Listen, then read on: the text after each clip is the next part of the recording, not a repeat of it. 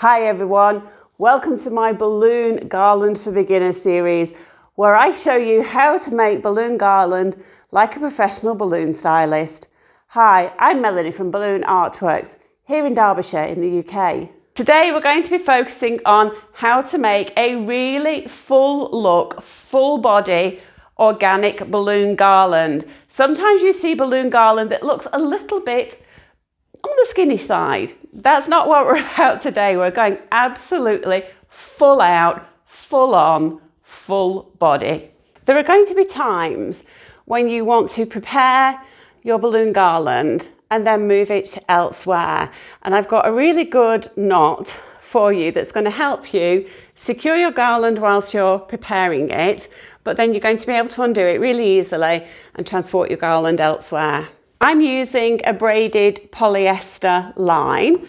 This is 2mm. I'll leave a link in the description below to where you can get this. So this is 2mm, and this is a grade that I would use for outdoors. 1mm is absolutely fine for indoors. So I'll use a thicker grade to demonstrate the tying technique. So loop around whatever it is you want to tie. I'm just going to drop the end, the spool, because it's going to get in the way. Okay, so loop that around whatever you want to tie, and then make a knot, but don't pull the loose end all the way through. So just make a loop like that, and then take the end and pull that through the loop, okay? And then we can just pull that tight. So that's going to stay in position. And if you've got horses, you'll recognise this knot. This is how I hitch my horses when I'm caring for them.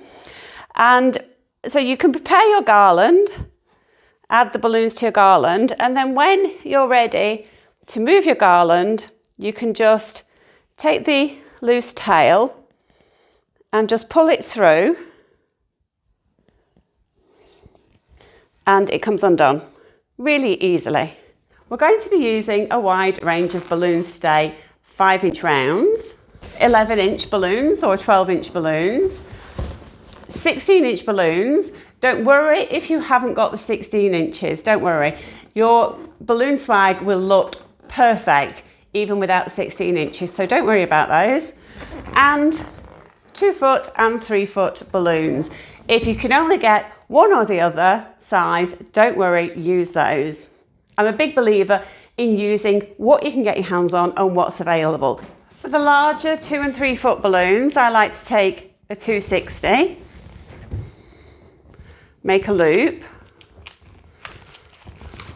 and then put that over the neck of the balloon, and that secures it really well. This is a great way to connect your 2 and 3 foot balloons for indoor displays. I've got a cluster of 4 organically sized 11-inch balloons, so size between about 8 inches and 6.5 inches, and I'm just going to pull the tails from that balloon, that large balloon, into this cluster, and then wrap the tails around, and then I'm going to tie that 3-foot, in fact it's a 2-foot, into position, okay? So that's nice and secure, and I'm going to position this in the corner here. So I'm taking my length of line, my braided polyester line, and I'm just going to wrap that round a couple of times. Okay, I have got my microphone line here, so please bear with me. I think it might come to grief if I'm not careful. I'm now adding a 16-inch balloon with a cluster of 3, and again, wrapping that in to the garland. At this point, don't get too hung up about how things look. We're creating what I call the skeleton, and then we will add to that skeleton and fill out as we go.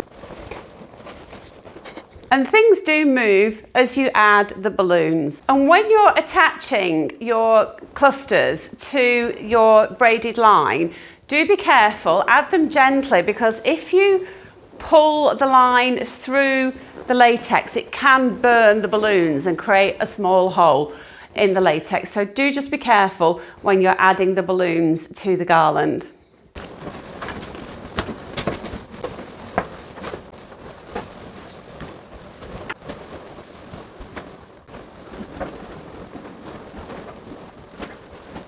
So now we've got our skeleton garland in place, we can fill this out by adding more balloons and more texture.